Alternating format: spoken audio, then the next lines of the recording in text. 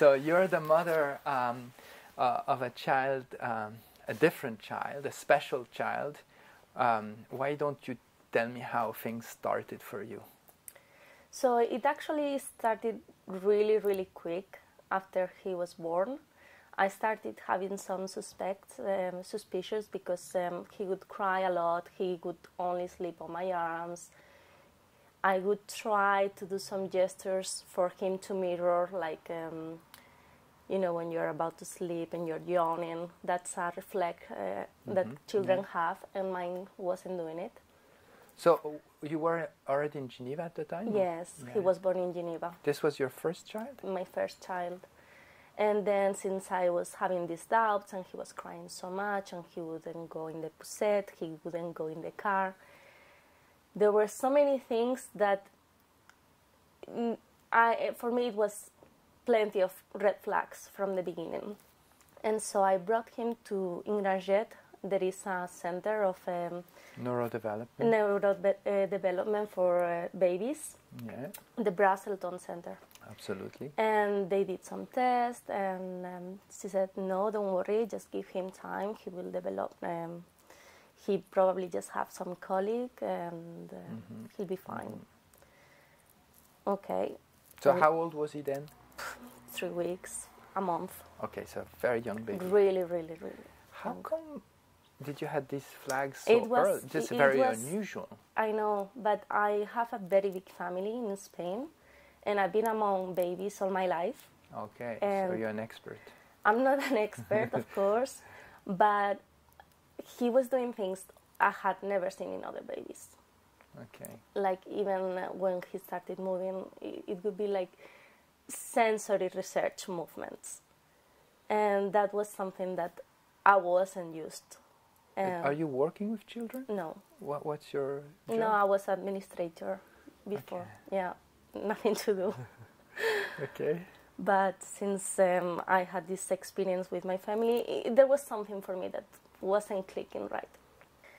And then months passed, and he started the crash, and I started working again. So that was 4 or 5 months? 5 months old, he started. And I would pick him up at 6, everything was fine, no big deal. They wouldn't say anything. And then by the 12 months, when I brought him to the pediatrician for the 1-year-old check, the pediatrician raised some questions like, is he able to say no? Is he able to, does he reply to his name? Does he give you stuff? Does he point at things? And I said, no, no, no, no. She said, okay, don't worry. We will have another meeting when he's 18. Some children take more time for developing, so don't worry. I waited 1 month. I wouldn't wait 6 months with the doubts. And 1 month after, I went to the creche and I said, I need you to give me a full report of my child's week. I need to know what he does and what he doesn't do. And they brought me this report in a meeting, and it was heartbreaking. It's really tough for me to read it still. But they would say things like he would be always alone, that he wouldn't have acknowledgement of other children, that he would hit his head against the wall for no reason repeatedly, even if said no, that he wouldn't reply to his name, and that he liked, and one thing that I had never seen and I have never seen after is that he would do this vestibular movement for researching the sensation. Self-stimulation. Exactly. I had never seen that, and so that report was really, really tough. So what did you think? What was your... They were telling me he had autism without saying it. I knew about autism because I have some friends who have kids with autism. So I of course, the first thing is no, he doesn't. But deep inside you say yes, he does. So I went to the pediatrician again, and we had a meeting, and we spoke about going to the hospital, to the development center in the Ajouget. And there with the psychologist and a what was he? Pediatrician. Yeah, neuropediatrician. And they did some tests for a couple of hours, and at the end of the meeting, they sat down and they said, we have a doubt that he might be in the spectrum. And they said that the best thing for him right now would be to contact the Centre de Consultación Especialista en Autisme, because there was this big doubt that he will be in the spectrum. So from there, actually everything went really fast. Did you understand why? Because for me, I want to believe it's because early intervention is vital in children. That's right. This is why. I cannot be thankful enough. It was really, really quick. It was everything within a month. So I cannot be thankful enough for that, because you feel completely desperate. You feel you've lost your world. It has stopped spinning, and you need help. You need help from people who tell you, we can help your child. We will make the best that we can for him to have a better life, to have an opportunity. So we started all this journey. So you called here, you got an appointment. And how did it work? Yes, we called here. We also contacted we checked what program you were using, the Denver model. We already booked the books. We were doing it ourselves even before starting with the test, because we needed to do something. We are not people who can just lay back and it will sort the problem itself. No, we are proactive. And then we had this meeting with, the first meeting with Dr. Sara Urbinati and Marisha Hare. And they did all the process. They did all the tests, and I think it took like 3 interviews with him, if I'm not mistaken. And they said, listen, your child is too young for the CIPA, for the Center Intervention Precoce in Autism. However, since 3 months ago, we have started this new program called La Boussole. That's right. Yes. There was only 2 children before my kids started, and they said, if you want, you can be part of this new center. New center, yes. It is very small. There is limited places, so you really need to be engaged with us. And so we did. We were, of course, we were very voluntary to do that. So how old was your child when he was diagnosed, or when he started the when he La was Boussole? diagnosed and entered La Boussole? He was diagnosed the end of 28th of February. He was 13 months and a half. And when he entered the La Boussole, it was the 15th of April that year, so 15 months old. Yeah, so quite young. He was really, really young. He was a baby. Okay, so tell me how you remember your first step at La Boussole. How did you get in there? How was the experience? It wasn't frightening or anything like that. It was really a warm atmosphere. It is like going to a crash. Basically, everything is decorated, and then I remember the first session we had after the meeting. It was with Fanny, and she said, "Stay with us for half an hour, and then maybe you can wait outside." And I saw how he would play with David for the first time, and how she would look for his look. I remember the toupee. It was the first toy they used. There was this huge red toupee, and David was in the middle and would turn him. And if he wanted to continue, he had to look at Fanny. So it was the first thing he learned. He learned it really quickly, not that day, obviously, but I saw it gave me huge relief to know that he was playing, that he was not asked to do, you have to do this, you have to respond, you have to always like in a stress. No, for him was so much fun. They were using all his motivation in the game to teach him these valuable lessons of development. So you found what was written in the book Yes. in the session, Yes. right? Yes. No, it's ABC. It's really simple. The book is so easy to read and to understand. And you see how they apply it in such a natural way. I had such a peace of mind. And David was there for 10 minutes and she told me, you know what? I think you can leave the room, because he was so comfortable and he was having so much fun. So I left, and at the end of the session she told me he's fantastic, he's done really well, he wasn't crying, he didn't have any tantrum, he was just playing.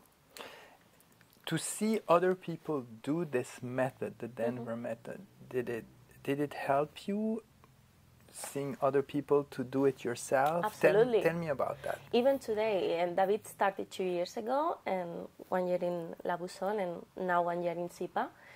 And we keep learning. They have been coaching us all this time.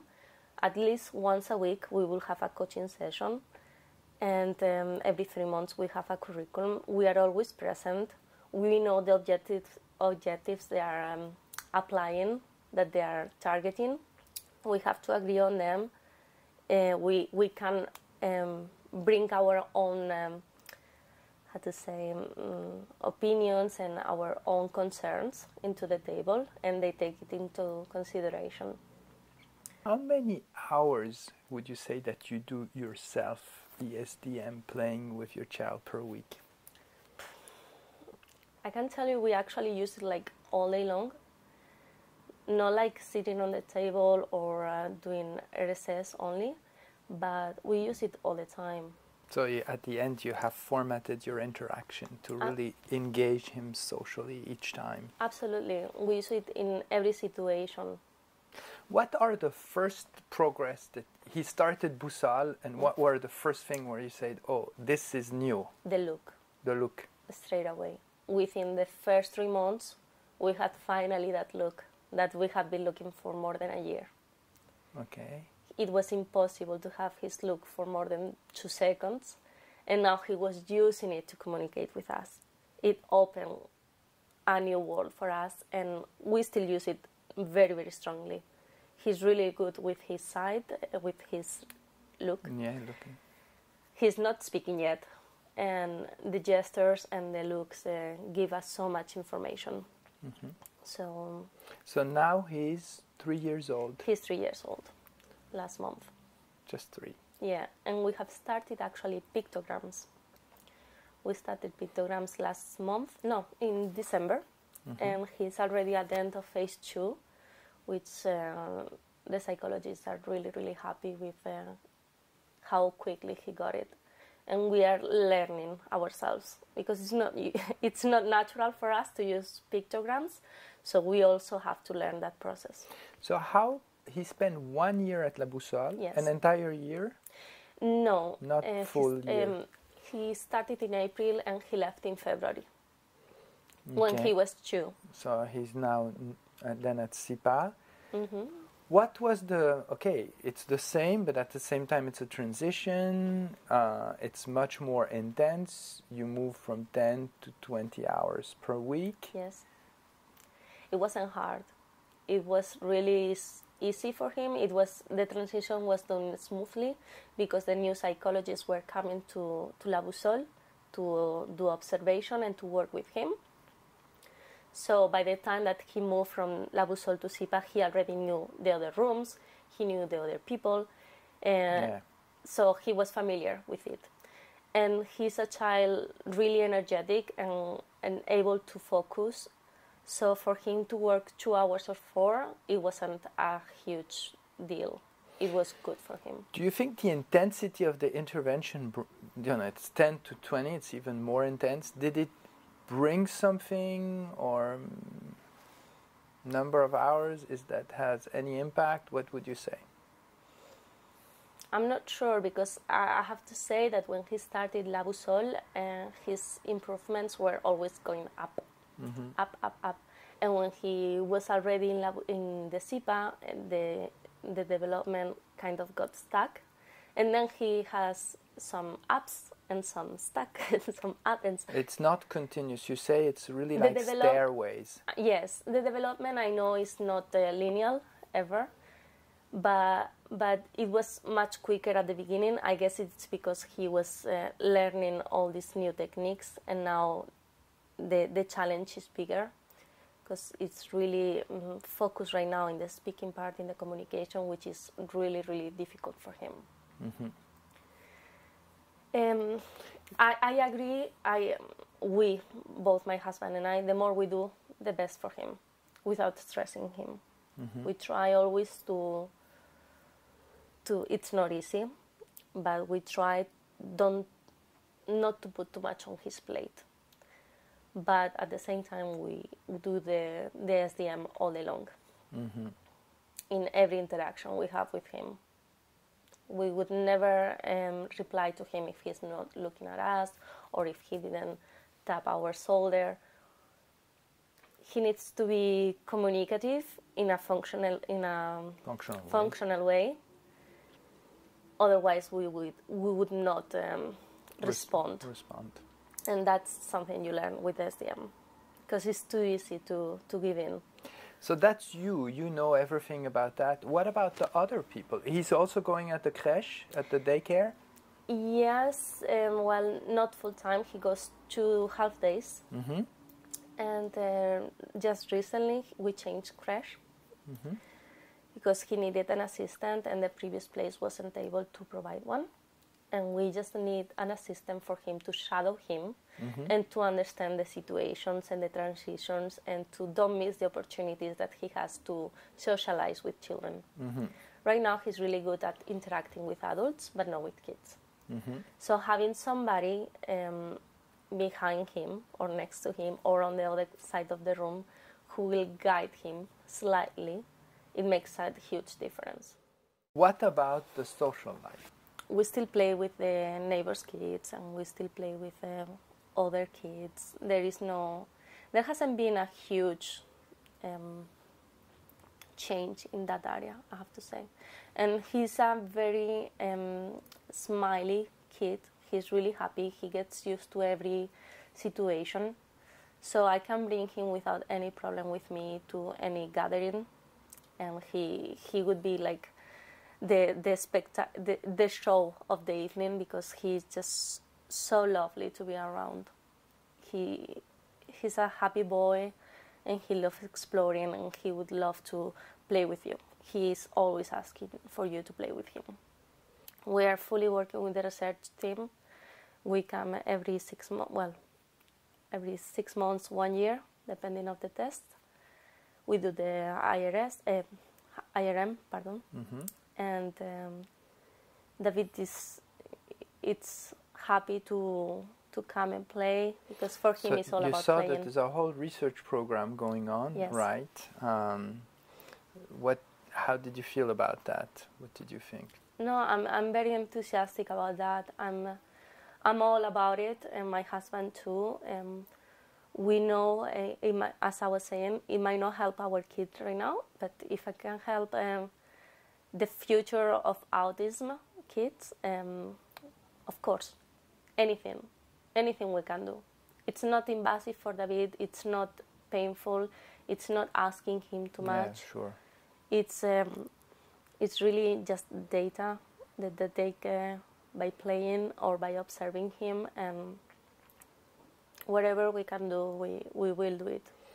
So the transition for your child towards the school system will be in a year and something, or what is planned? So we are in the process right now. We would like him to go to the international school, and since he can go there from 3 years old, we have recently applied for him to start in September this year.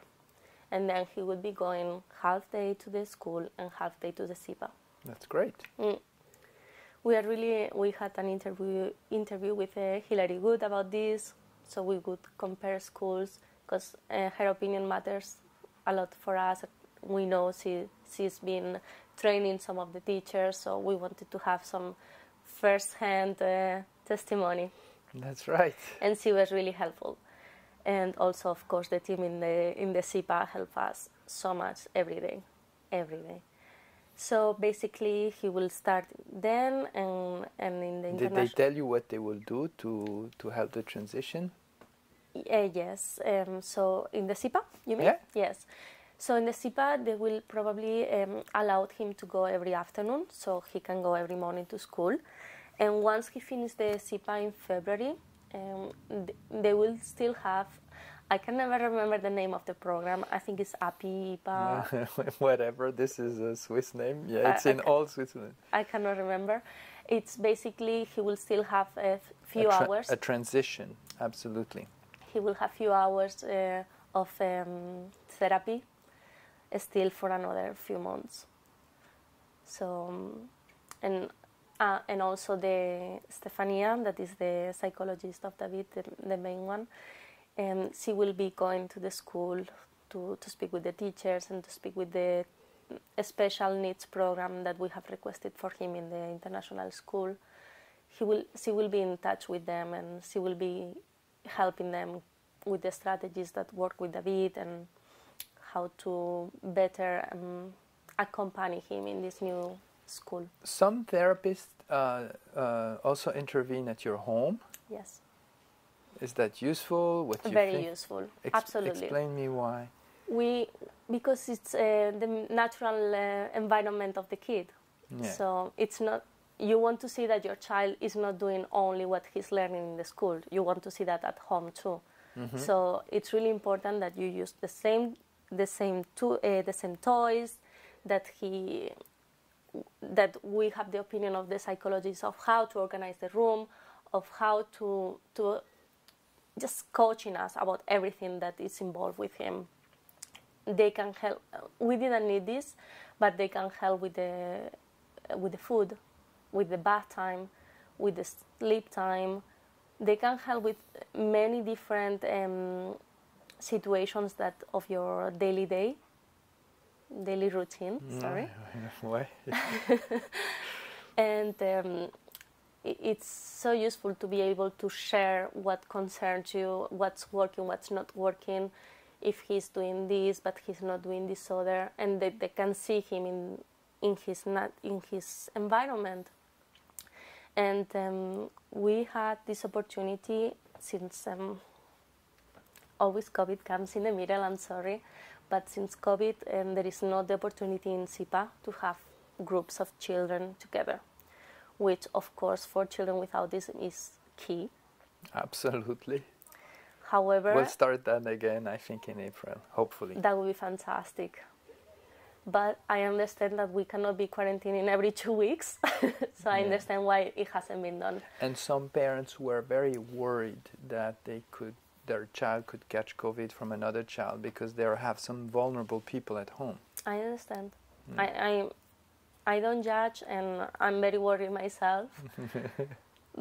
But of course you want the best for your kid, and you know that would be the best, but at the same time there is a pandemic, so you cannot fight against that. So what we did, we put in place with Stefania, is that the coaching session at home, we would have half an hour with a neighbor, with a kid of the age of David, so we can do those interactions with him. And I can say not only David has improved from it, but also the other child has learned so much. Oh, yeah? Yes. He's really spirited kid. He's the complete opposite of David. My kid is too pleasant sometimes, too placid. And this one he knows what he wants. Very active. Yes. So he's learning, the other kid is learning how to respect the other and how to behave, let's say. Wait his turn. Yes. And David is learning to ask. He's learning to say, no, it's my turn, I want to play with this, and you have to wait. So it's a win-win situation, and I'm really pleased my neighbor agreed to this, and that Stefania did agree also to apply it. I see that the question of the vulnerability of your child is very much in your mind. How do you deal with that? Go on. Yeah, that's not easy. That's always in my mind. My child is a very loving kid, but he doesn't know how to react and how to live in our social world. So, obviously, since day one, my biggest concern was, will he ever have a friend? Will he able to work? Will he be able to live alone? What will happen when I'm not here? Every single parent has this question. I am sure. Every single one. It's the kind of question every parent has about their own child. But when you have a special needs kid, you know the chances are against him. So you can just focus yourself on the work and knowing that it will make a big difference wherever you do. We know. We have seen it. My child is not the same as when he started La Boussole in 2019. Not at all. I know he has the many strategies to communicate now, but I know he still has a long journey to walk, and that unfortunately we will never be by his side when in many situations, not in school, not in his adulthood. So you often envision the situation where he wouldn't be able to defend himself? Is that the difficult part? I know for many parents it's not, but for me, yes. I know it's not good to look to the floor because you will fall. But of course, it's my fear. I want my child to have an easier life, but he doesn't have it. All right. You will also see that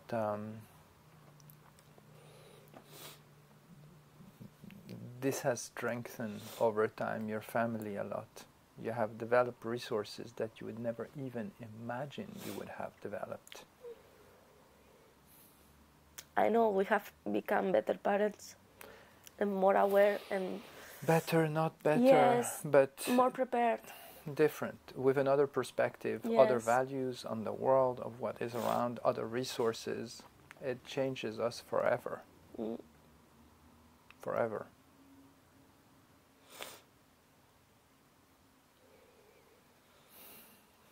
We are surprised often of how strong he is, so we like to focus on that. We like to focus on his improvements. We know his difficulties, so we celebrate the good moments.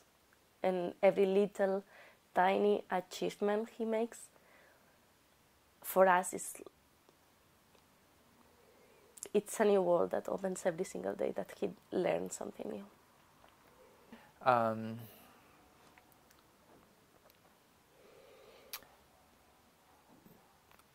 What would you like to tell to parents that are somewhere in the process? What do you think could be useful? Thoughts to hang at, an advice, look out, whatever. I mean, I will never say somebody what they have to do, but if I could give anybody an advice, is to don't hide your head under the floor. Not hide your head under the sand. If a problem is there, you have to face it. You have to work on it. It's on the favor of your child. To deny it, or to be scared of it, or to don't work on it, or thinking, no, it will go away, he will learn, he will find himself, he will find a way to develop in a neurotypical way. If he does, that's fantastic, but he will have better chances if you help him, and if you go in the program and any program that can help your kid.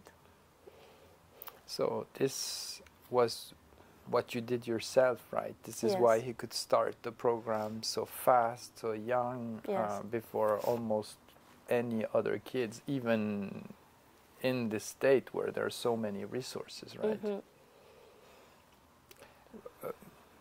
What would you tell to the parents in the relationship with professionals? I mean, because you had many experience, right, through this journey, from people telling you everything is fine, to every type of reaction. So what would you tell to the parents about that? Well, we've been quite lucky that we've always had, when we are talking to professionals, we've been always in good hands. And whenever we had a doubt, we will have for a second opinion. We have looked around a lot. We have searched all kind of programs for now and for later, because SDM goes until 48 months old, if I'm not mistaken. Up to school, let's say. Yes, so 4 years. We are really honest with them, and we want their honesty as well. We want to know what's not working, but whenever there is somebody who will only focus on the negative, we will ask always to also give us a positive thing, because he learns stuff, and we want to also celebrate the good things. In SIPA, this didn't work. In the CRES, it has, that we would receive only negative impacts, negative feedbacks, sorry. Then we ask for every week to give us one thing that he has learned, or one thing that he had done better. And that would help, actually, to change the mindset of the teachers, to start seeking for the positive instead of the negative, instead of seeing my child as a burden, to see him as an opportunity, to see a child that needs help and needs to be encouraged. However, in the SIPA, we didn't face that. We've been really well accompanied, and also in the Center of Intervención de Precoz en Autismo.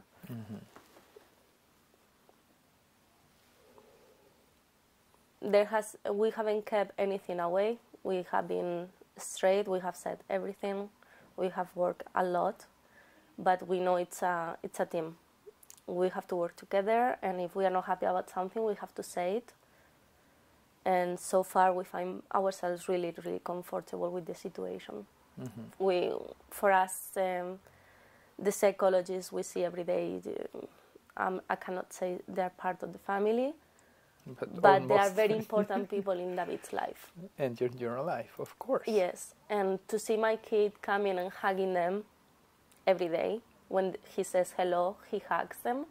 For me, there's nothing better, because I know I'm leaving my child with a great team of people. My kid cannot lie. If he doesn't like somebody, he will say. What would you say to professionals to improve, to try to do better? What should they care about? What should they be careful about?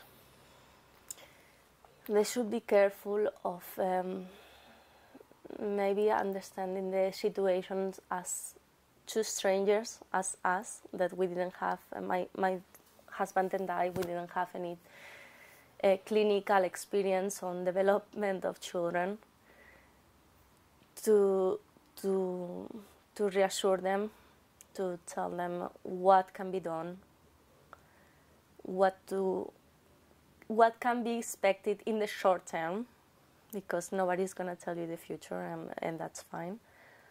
But to have empathy for these two people who are destroyed, because we were destroyed.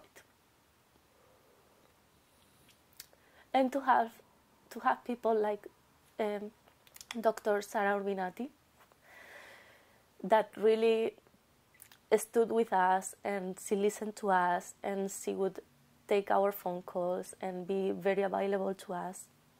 To have people that you can open and they can empathize with you, it is really important, because we are learning, and we kind of lost our child, so it needs to be clearly explained. and slowly, because it's a lot to take. And maybe instead of one session, maybe you need to split it in two. Depends on the person. Or 3 or 4. Exactly. But it does take a lot of time. Here I am, 2 years after, and I'm not recovered. And I know how wonderful he is, and I know how much he learns. But still, I would have loved my kid to don't have to fight so hard.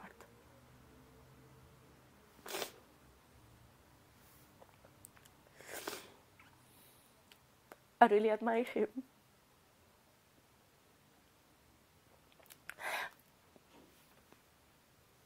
My little warrior. Well, I think you're not doing so badly to yourself, right? I have to.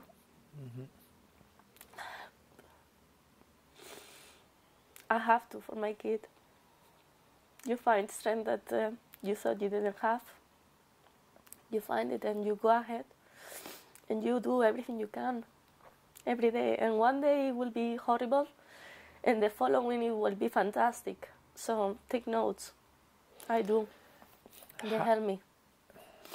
How could we improve our support to parent? What is still missing? Something that we had missed, we thought about it late, and we actually discussed this with 2 of the psychologists that work here, is that it would be great to have also, I don't say you look after us, but to tell us, we know this team of psychologists who have a lot of experience with parents who have this diagnosis. So, because we needed therapy, we still are in therapy, and to have somebody who has the experience in this, it helps a lot. Because otherwise you find yourself jumping from one to another until you find somebody good. So finding, maybe being referred to a group of psychologists that have this experience would be helpful. For you as parent? Yes. For you as an adult, as a couple or as individual? Should it be individual support or couple individual support? Because even my husband and I were very different person, and his worries and expectations are not the same as mine, and I don't think it would be productive to have only one person for the both of us. I can only say we are so thankful. Yeah, we're very lucky here. We are all very lucky. We are very thankful for every professional we have met here. Every single one. And the people that we are more in contact is the people of the La Boussole and the SIPA. We left the Boussole 1 year ago with a lot of pain, I have to say. They're still there. They're right next to you. But we see each other every day. We still talk every day. They are lovely. And they even tell me, I heard David learn this. And I'm like, how do you know? Of course I come and I'm interested. And to see that kind of relationship and interest in a child that it's not their own child. It's not their own child, and it's not their apprentice anymore. You know, these people is good. It's just good. Not only excellent professionals, but excellent people. So just will be thankful forever for them. Every single day. We're really happy we have this. Really, really happy. We come from other countries. My husband is from Italy, I'm from Spain, and we know how the situation is. And we will be always thankful for being here at this moment in our lives. Thank you so much for coming. Thank you for having me.